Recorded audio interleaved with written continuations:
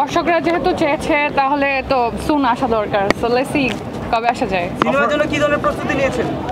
সিনেমার জন্য আমি কোনো কিছুর জন্য আসলে কখনো কোনো প্রস্তুতি নিইনি। আমার লাইফে যা হয়েছে এমনিতেই হয়েছে। আর ফিউচারে যদি ভালো কোনো কাজ পেয়ে যাই তখন হচ্ছে ভালোভাবে প্রিপারেশন নিব। আপু এখন তো সবাই দেখি সিনেমায় চলে যায়, আসলে আপনি এই যে প্রথম সিনেমায় আসতেছেন কেমন লাগছে অনুভূতি? আমি এখনো বলিনি আমি সিনেমায় আসতেছি। তো আমি হচ্ছে অ্যাক্টিং আমার খুব একটা ভালো লাগে না, আমার ফটোশ্যুট করতে বেশি ভালো লাগে। সো যেহেতু ফটোশ্যুট করলে মানুষ খুব একটা চেনে না, এর জন্য অ্যাক্টিং করা হয় আর কি। আর দেখি যদি ভালো স্ক্রিপ্ট পাই তাহলে ইনশাল্লাহ সোন মুভি করব। তো আপনি বাইরে যে ফটোশ্যুটটা করছেন সবাই চিনে আপনি না, দেশে বাইরে যেগুলো ফটোশ্যুট করি সেগুলো তো আমার নিজের পার্সোনাল ছবি, এটা তো কোনো ব্র্যান্ডের সাথে চুক্তিবদ্ধ না। কিন্তু সেই সিনেমা মানে ফটোশ্যুটের চেয়ে সেই ছবিগুলি বেশি ভাইরাল হয় কেন? এটা আমি জানি না কেন ভাইরাল হয়। এখন কি আসলে আপু একটা কথা জানতে চাচ্ছি, আমি আসলে এখন ভাইরাল হওয়ার জন্য অনেক ছবি তুলে কেন হচ্ছে যে আপনারা মেইন ফটোশ্যুট না করে অন্য অন্য সিনেমা মানে ছবিগুলি বেশি করছে?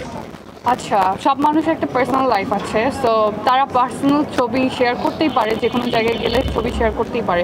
যেহেতু উই আর পাবলিক ফিগার, সেহেতু আমাদের অ্যাকাউন্টটা পাবলিক থাকে। সো সেখান থেকে আমরা ভাইরাল হওয়ার জন্য এরকম করি এরকম কিছু না, যে ভাইরাল হওয়ার জন্য করে সে বলতে পারবে, বাট আমার এটা ইন্টেনশনালি করা হয় না। আপনি বলে কথা না, অনেকে বলছেন যে আসলে ট্রেন্ডিংয়ে থাকার জন্য অনেক ছবি প্রকাশ করে, এটা কতটুকু সত্যি? সেটা আমি বলতে পারি না, বাট আমার কাছে আজকাল মনে হয় যে ক্যামেরা থেকে হাইড হলেই নিজেকে আরো বেশি ভালো লাগে। আপনার ক্ষেত্রে কোনটা? ওই যে বললাম যে ভাইরাল হওয়ার জন্য এত কিছু করতে হয় না। ভাইরাল আমাকে দেখা যায় যে আমি বাসার মধ্যে শুয়ে বসে আছি, মানুষ আমাকে ভাইরাল করে দেয়। সো আমার ভাইরাল হওয়ার জন্য স্পেশাল কিছু করতে হয় না, আপনি বাসায় থাকলে আর আমি ভাইরাল হতে চাইও না। আচ্ছা, জেবা জান্নাত কি মনে করে কিনা তার যোগ্যতা অনুযায়ী মিডিয়াতে যে পরিমাণ আউটপুট দেওয়ার কথা ছিল, কাজে ডেলিভারি দেওয়ার কথা ছিল, সেই রকম হচ্ছে না?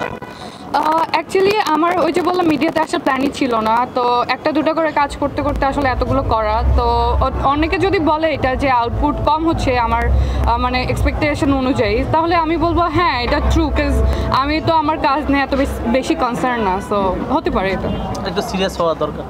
একটু সিরিয়াস হওয়া দরকার। এখন পাবলিক যদি ভাবে যে আমার একটু সিরিয়াস হওয়া দরকার, তাহলে ফিউচারে হবো এই তো।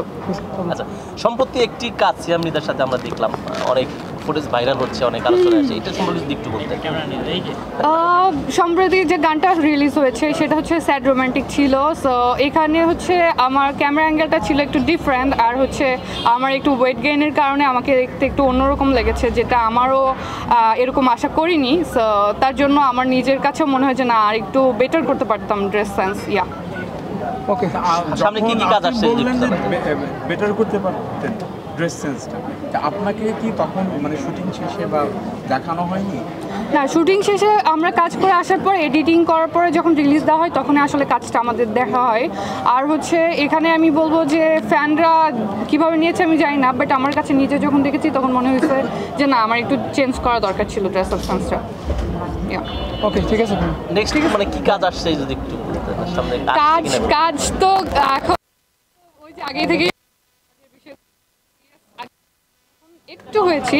সো কাজের প্ল্যানিং অনেক আগে থেকে যে করা হয় এরকম না, আমি হুট করে যদি মনে আমার করা উচিত তখন আমি হুট করে ফেলি। That's it.